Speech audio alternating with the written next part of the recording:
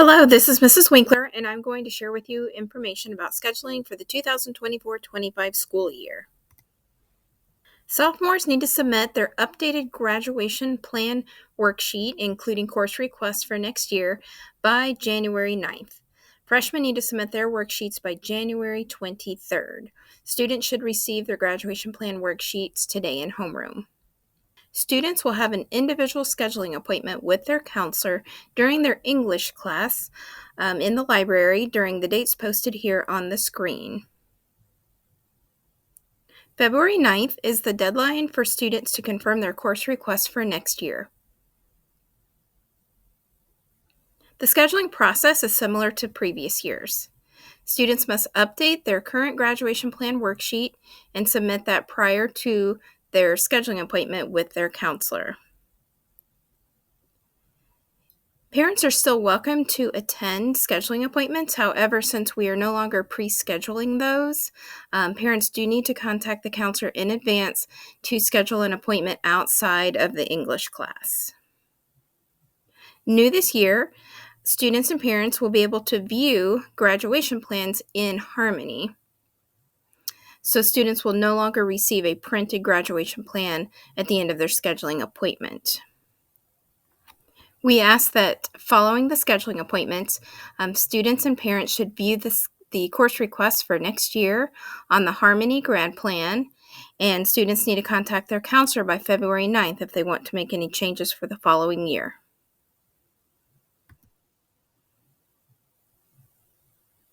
As I mentioned, a new feature is that the graduation plan, or what Harmony calls a 4-year plan, is now available in Harmony so that families can access those at any time. When you log into Harmony Family Access and click on the menu, you will see an option for 4-year plan. Once you click on 4-year plan, then you'll see a link that says Update your 4-year plan. Once you click there, your 4-year plan or graduation plan will appear. The Harmony 4-year plan includes your cumulative GPA and class rank listed at the top. It lists all of the courses that you've already completed with a corresponding final semester grade, the courses that you're currently taking with your progress grades, and then once you've had your scheduling appointment, it will show projected courses for the future years as well. Counselors will enter the course requests into Harmony onto the 4-year plan during the scheduling appointment. Please keep in mind that the Harmony grad plans are view only, so you will not be able to make any changes yourself. If you change your mind about any requests for the following year, you will need to contact your counselor to make changes. As I mentioned, you do need to look at your grad plan worksheet that will be distributed during homeroom, and mark any changes that you want to make and write down any questions that you have for your counselor and turn this in before your scheduling appointment. Make sure that you review the courses that you have listed for future years, and don't forget to look in the online curriculum guide to make sure that you're including all of your diploma requirements, and check for prerequisites and course descriptions for specific courses. Please make sure that you are listing 7 classes for each semester and include alternates for your electives. Be sure to turn in your worksheet to your homeroom teacher by the deadline.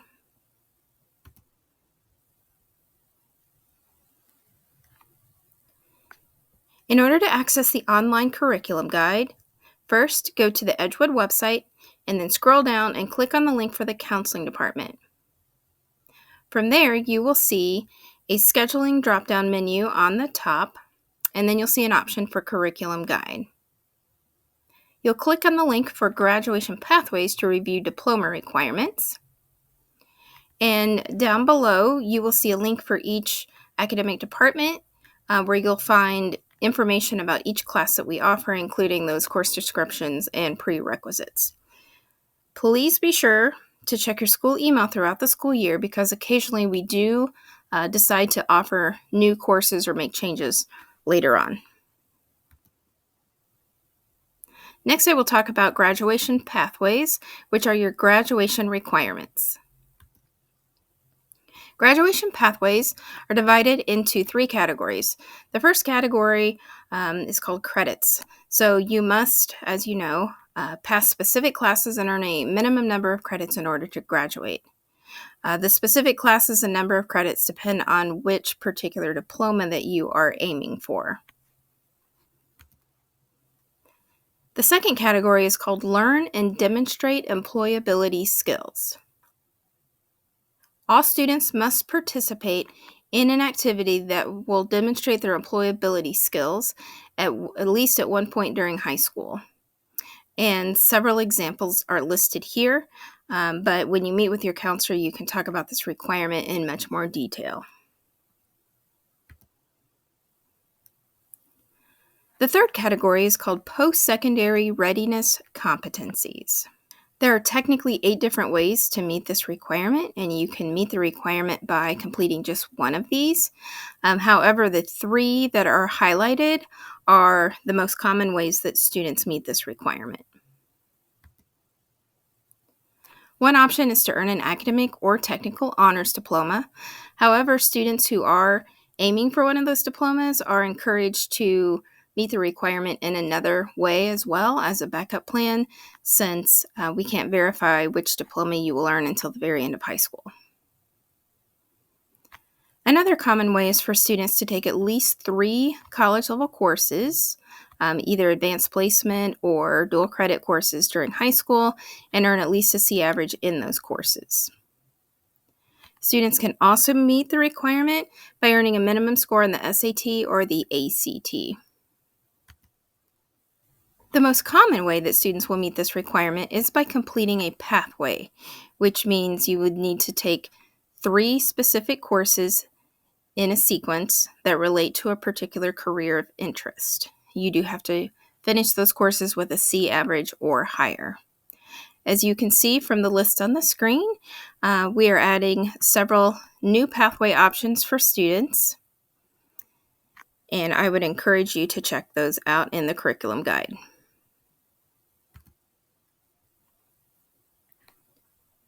Students can still meet this requirement by earning a minimum score on the ASVAB test. However, the state has changed the rule.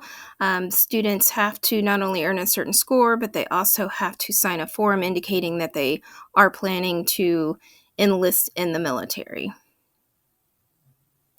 The last 2 ways that students can meet this requirement are options that are not currently available at Edgewood.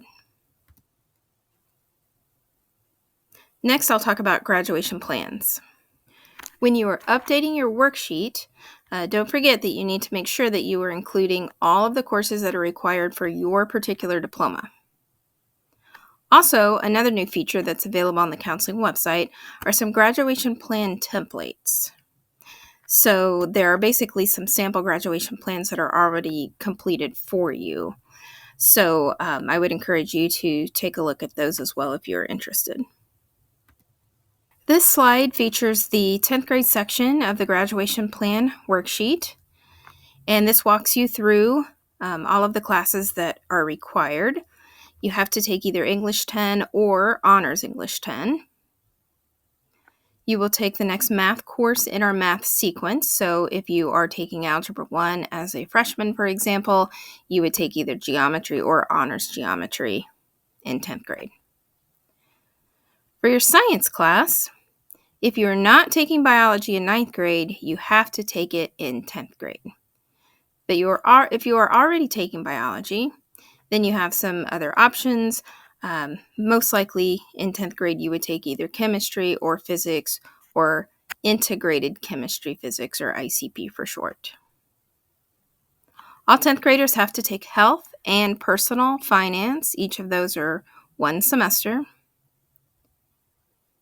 If you are not already taking geography and history of the world in 9th grade, then you will have to take that class in 10th grade. Any open spaces that you have remaining on your schedule, you can fill in with electives, which are any classes that you choose to take. If you are aiming for an honors diploma, you will have additional requirements beyond these listed here, so you will need to check the curriculum guide for those extra requirements. Please make sure that you list 7 classes for each semester, so you will have to pay attention to whether a class meets for one semester or the full year. And for all of your electives, please list alternates.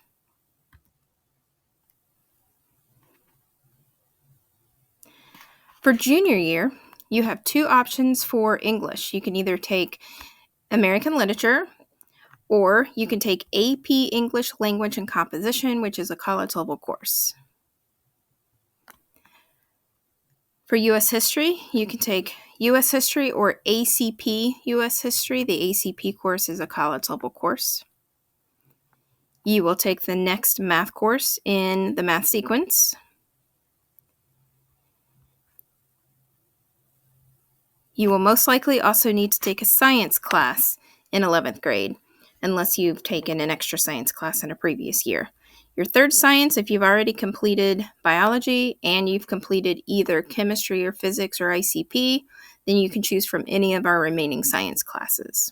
Depending on which diploma you are aiming for in your particular circumstances, that will affect how many elective spots you have open in 11th grade. But please, again, make sure you're filling in 7 classes each semester. Some other considerations: the math sequence is Algebra 1, then Geometry, and then Algebra 2.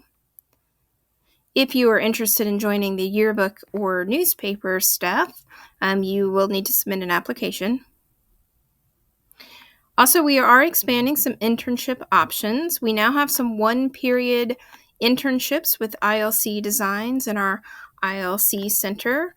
We also still have the 2-period internships, which are typically outside of Edgewood and related to a career that you're interested in.